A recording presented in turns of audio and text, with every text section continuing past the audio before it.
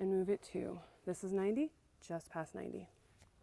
Okay, I'm gonna take my outside leg right up underneath the knee. I'm not in the popliteal fossa because I don't want to cause a blood clot. I like David. So I'm gonna be right below it.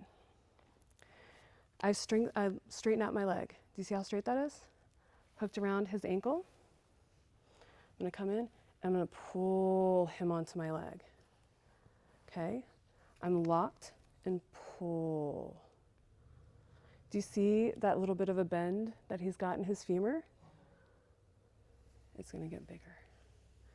And move down and pull. How does that feel, David?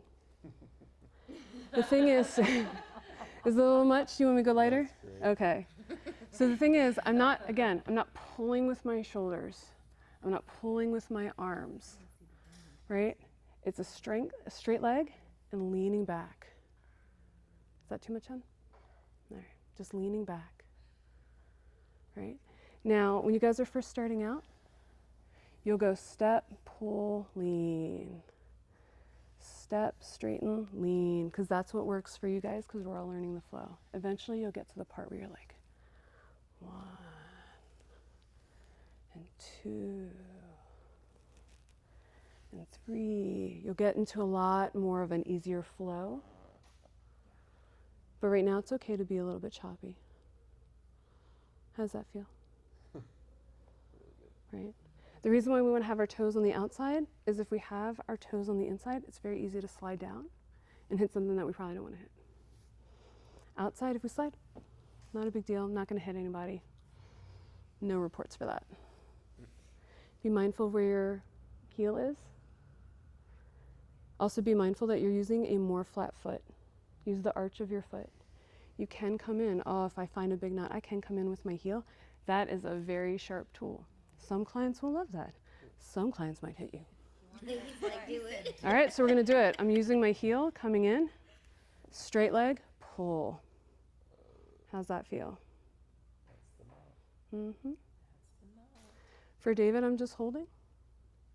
For other people, you're just gonna come in, come out. Come in, come out. So it would, okay, I see you kind of got like a sway, and that's just as you're getting into it. Yeah, that's just how I am. That's so good. As we get closer to the glutes, you run the risk of sliding out like that, like whoops. Some clients you might be able to get down low just because of anatomy. Others you're like, nope, I can't do it. That's cool. You know, we don't want anything to slide into anything, so just be mindful. Mm-hmm. Yeah, some people don't have the foot strength yet, but that is a really great option as well. She did that to me yesterday. Mm-hmm. It was so It does good. feel nice. So what, Claudia, right? Yeah. You can call me Blue. That's my name. I might get that one.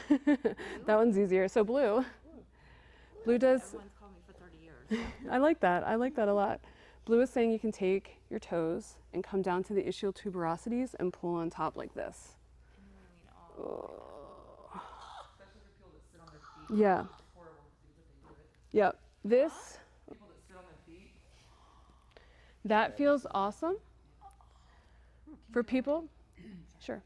People that are just starting out using their feet, usually that much pressure on the balls of the toes, bending the toes back, can be a little bit much because they haven't warmed up their feet.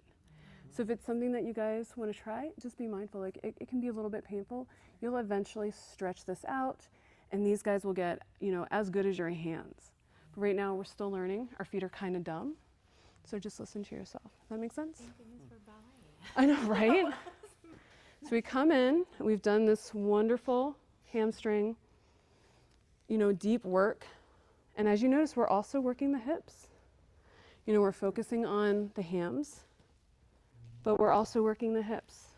We're mobilizing all of this stuff. Does that make sense? Awesome.